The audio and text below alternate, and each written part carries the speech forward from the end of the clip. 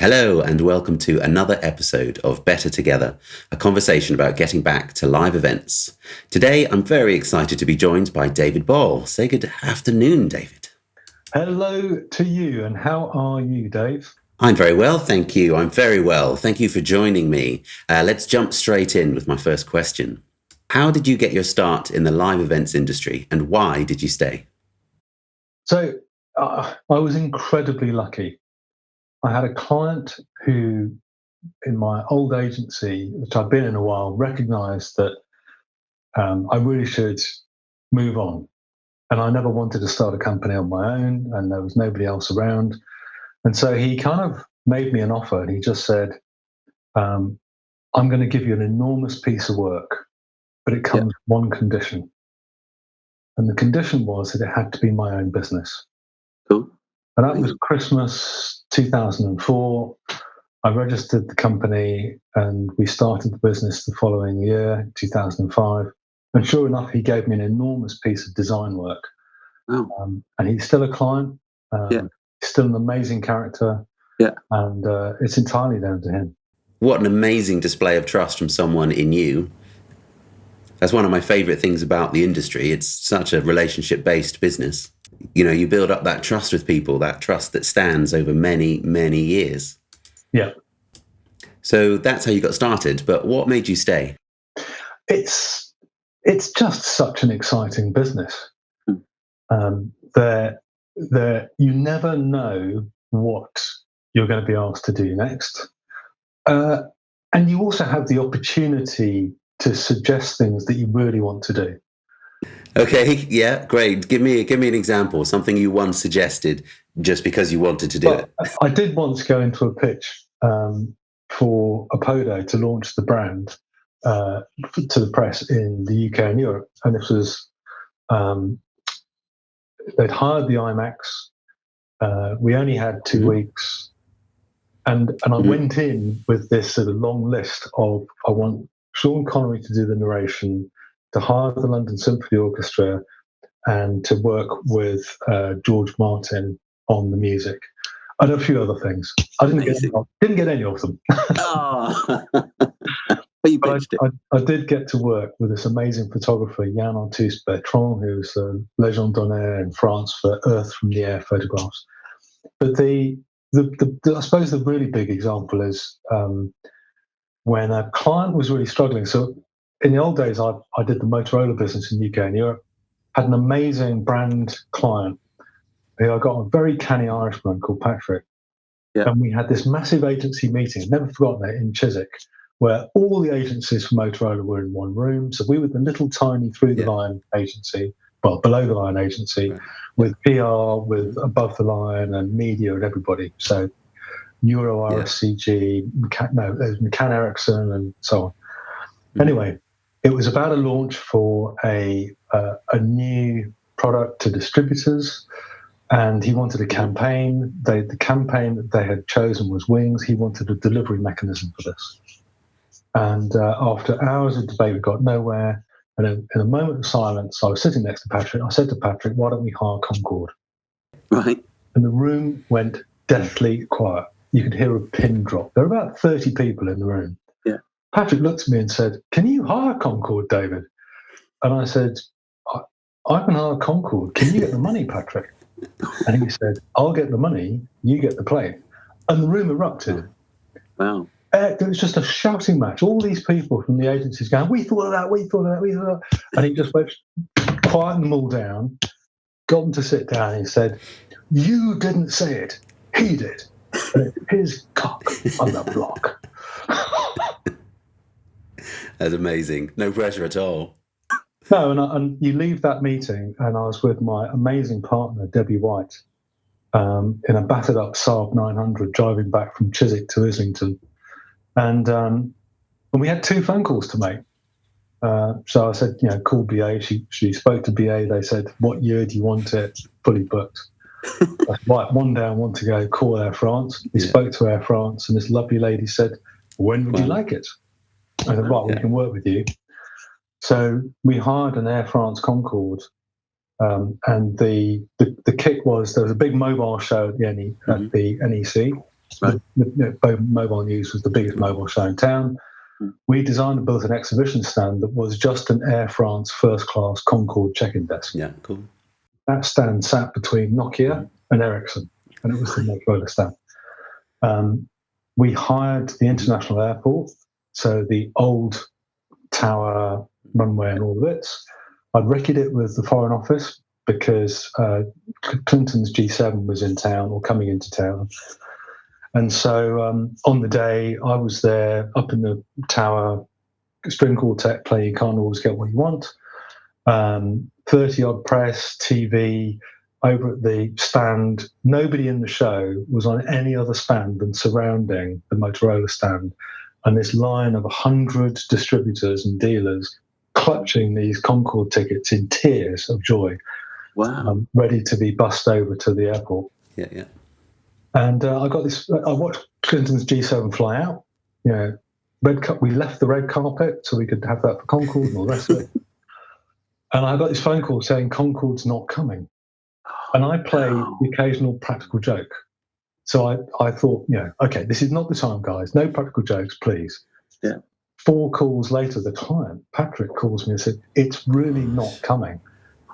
It had 2 hydraulic failures flying over the channel. It has 4 hydraulic systems. 1 failure, it continues. 2, it turns back. Gosh. So it never came. Incredible. I sat down with Patrick and he said, what do we do, David? And I said, well, Patrick, you and I have to agree that we're going to make this happen in the future. And if we agree that, then we're going to stand up and tell all these people who are in tears waiting for this plane that it's not happening. Yeah. We will promise to make it happen. And he agreed, and we did. We stood together. We delivered the message. Some people thought it was the best PR stunt in mobile history. But to be absolutely fair, Air France were phenomenal. And we eventually ended up doing a deal with them to hire it again, but to do the event in Paris on Bastille Day. Right.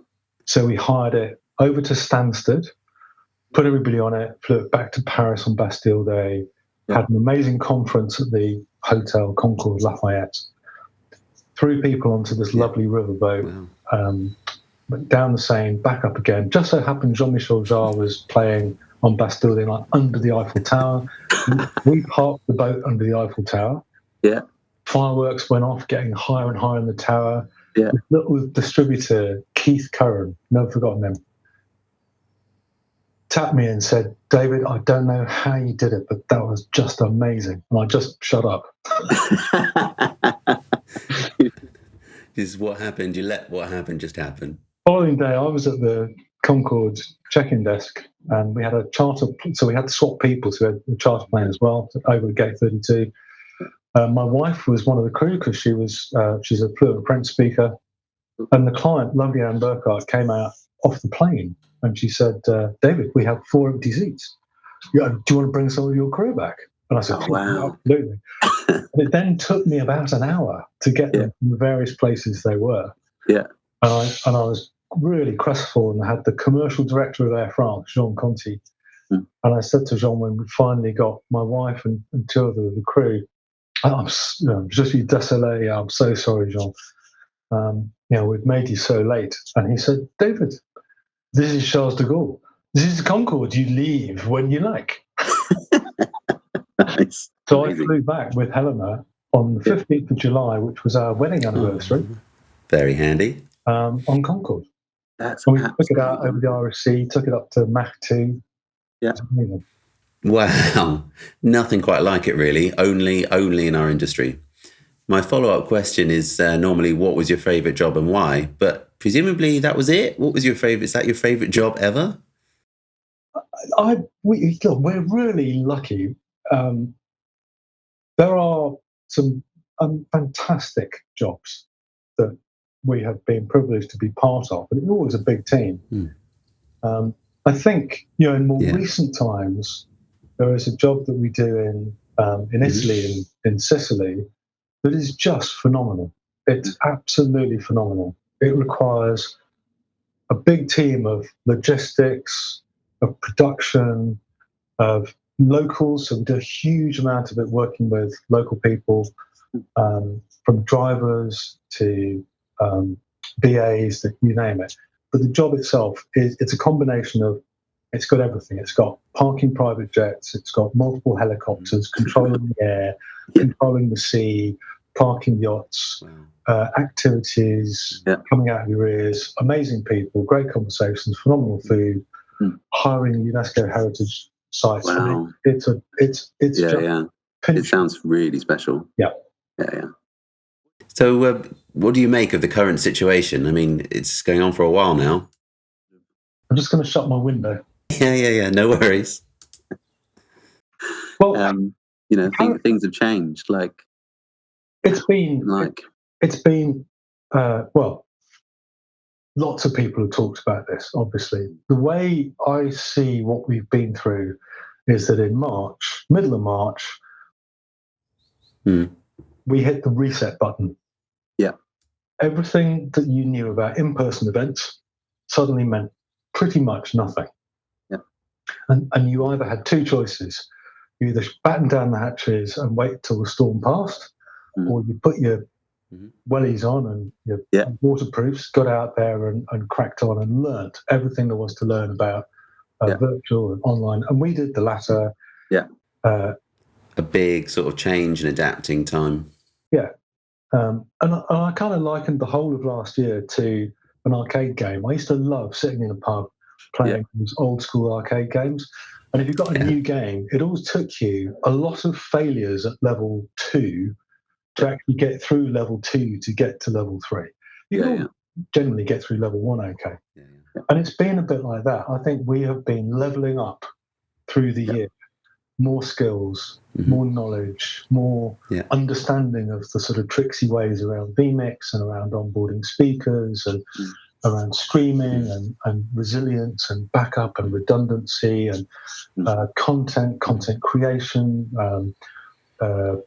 Unreal, Notch, you name it. Yeah, it's been a big learning process, big leveling up process, and now we're at the phase, I think, where we're loading a new game.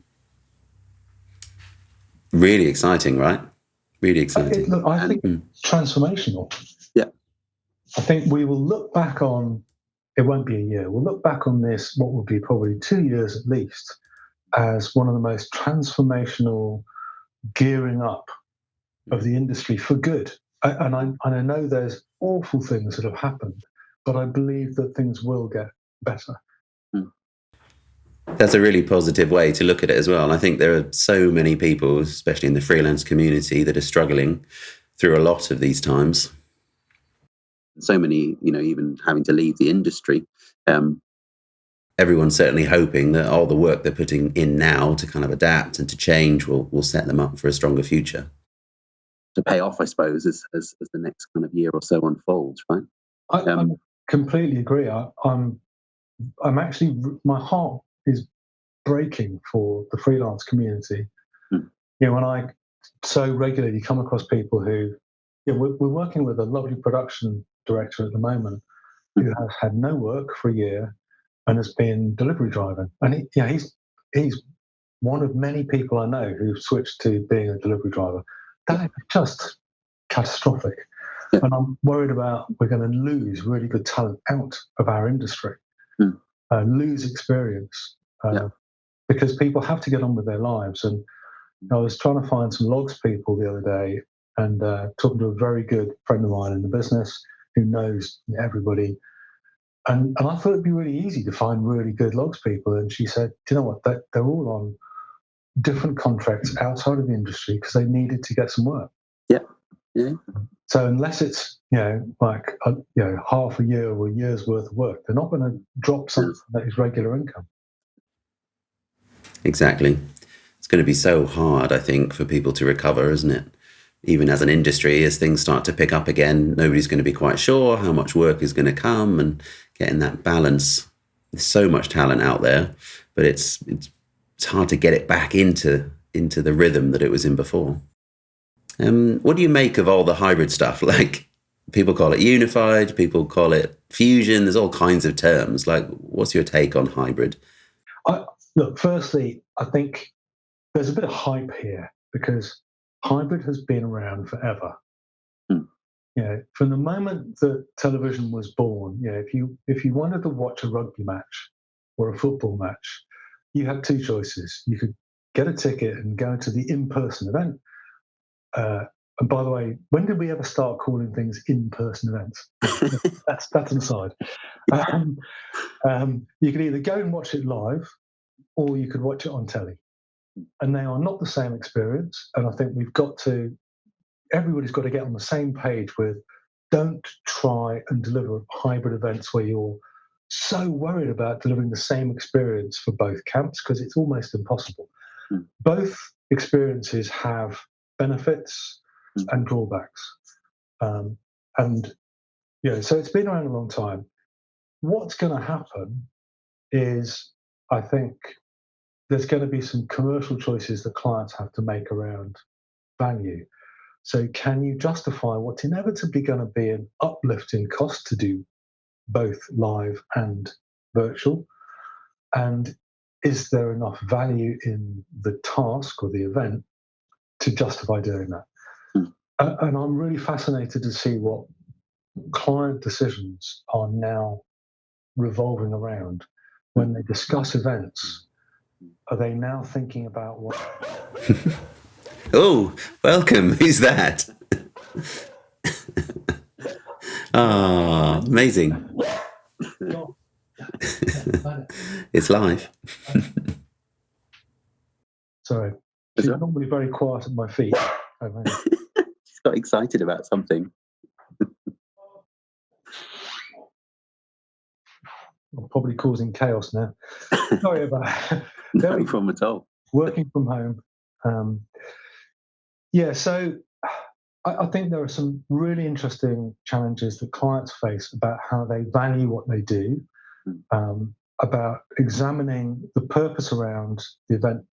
And actually, I'm convinced, and I've already had conversations with clients where they're going to retain some of these virtual events for the longer term because they're great value, they're super efficient, and they're very sustainable. Yeah. I guess the sustainability piece is becoming increasingly important to people, isn't it? A lot of our clients, especially given that the live event industry historically has not been the most sustainable in how they approach things. It's great to see so many people trying to change that and trying to find new ways, create new solutions, trying to come up with better ways of approaching it as we get back to live. It'd be really interesting to see how that all works out. Well, look, this has been a fantastic conversation, but the question I always finish with is, what was the best piece of work advice you were ever given? Or is there something that you live by, some kind of mantra, or is there a message for the live event industry?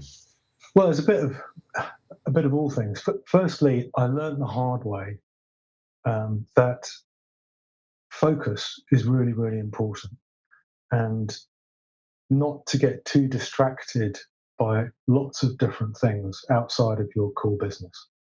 So my mantra is really to focus on the core business and just not lose that. Get caught in peripheral stuff. I do think it's really important to work really, really quickly and fast and not be afraid to make mistakes, but to very much learn from all the mistakes you make. There's an amazing company called Supercell, who are a gaming company, gaming business. And I love their model, which we've adapted in some ways, which is small teams, 5 to 8 people, running autonomously, creating new games. They make lots of mistakes, but the format is to celebrate all the failures and to keep the little nuggets of gold they find to build new games with. And we've been doing that a lot, in a distributed way in the business, to be more agile and to solve client problems faster and faster and faster in small groups. Yeah. But I have a saying that I sometimes stick on my bottom of my email, Dave. Right. Which is it's a Mario Andretti saying, which if everything feels like it's under control, you're simply not going fast enough. Ah, brilliant. That is fantastic. That is definitely you, David. Definitely what you're known for. So thank you so much for agreeing to talk with me. It's been a fantastic conversation. It's been really insightful. We'd love to hear from other people across the industry. So please do get in touch if you'd like to join the conversation. Let me know if you'd like to do one. Thank you very much to you, David. Thank you. Thank you for your time. Take care. It's nice to see you.